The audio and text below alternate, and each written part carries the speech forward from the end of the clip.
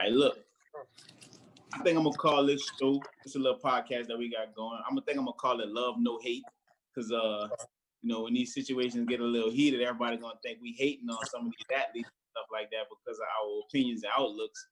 But it's all love, you know. But look, this my boy Jared Phillips over here. We got some teammates around here. I already know. I'm saying, introduce yourself. Where you from, that partner? I'm from the dirty South, New Orleans, 504, Magnolia City, you heard me? Oh, represent for the 504, you heard me? All right. What's down with your dime, my boy D Kelly over here? Well, it's Big Dime, man. I'm from BR originally. You know what I'm saying? 225 all day. Right off Sherwood Boulevard. Did y'all watch that video that the NFL players put together? Apparently, Michael Thomas was the one who organized it, and TMZ. I thought it was pretty interesting. Right, TMZ said that it was in response to Drew Brees' statements, which is our very next topic. If that was in response to Drew Brees' what he said, I honestly like it, because it shows that Michael Thomas isn't just a game day talker. You know what I'm saying? Like, he's not going to just be talking all that about the game. He actually pretty bold when it comes down to his everyday life, because, that's your quarterback, that's your teammate. On a lot of different levels, you could not do different things. You know what I'm saying? I like the way he went out, and I like the way all the Saints players went out and expressed themselves how they really felt.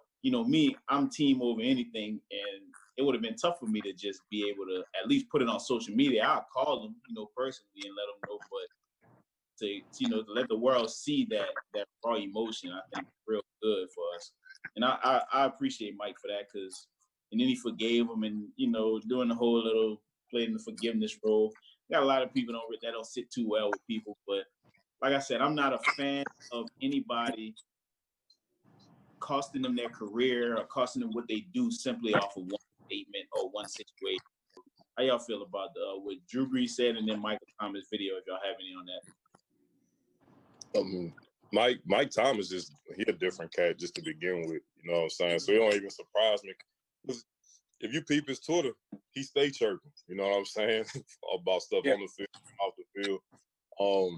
And the whole thing with what Drew said, I think what a lot of people fail to realize when they make statements like that is, like, yeah, your ancestors fought for this country, but ours did too. You know what I'm saying? Like, you look at every war, we had black soldiers go overseas, get shown more love abroad by countries that they not even fighting for, but then come back home to no rights, having to eat off a different plate, drink off a different water fountain, getting called a dirty nigga. Then when you get into the history of redlining and how they didn't get their GI Bill money and how they flipped the credit game and all that, and how it's shaped modern day layouts of not only the property values in neighborhoods, but the demographic as far as the population breakdown based on skin tone and ethnic groups. You know what I'm saying? So I feel like it was a callous statement. A lot that you had some people supporting Drew. You had some people saying let Drew learn, then you had some people saying like, nah, F that. Like, he shouldn't have said it. So it's gonna be interesting to see what happens moving forward.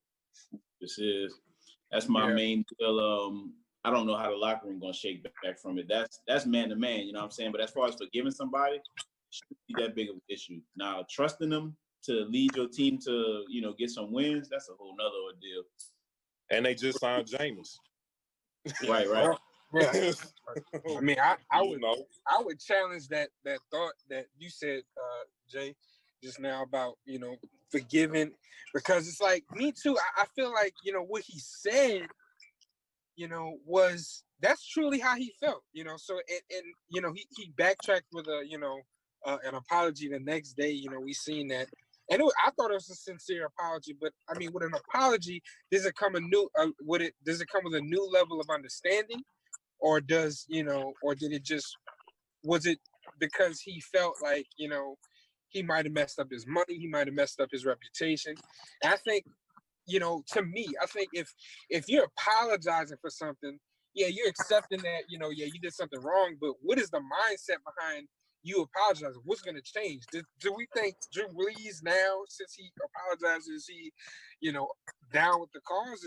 Does he know what he, is he a Black Lives Matter member now? No, I don't think it changes his stance. And I think that's the problem with that I have is, yeah, you apologize, but it doesn't really change your stance. I think today he still believes that, kneeling for the flag is disrespectful when, anytime you're trying to deflect from the actual cause of something, that means you don't really care about the cause. And that's what a lot of people I see today, have been doing. But yeah, to come back to that, I was at the same spot.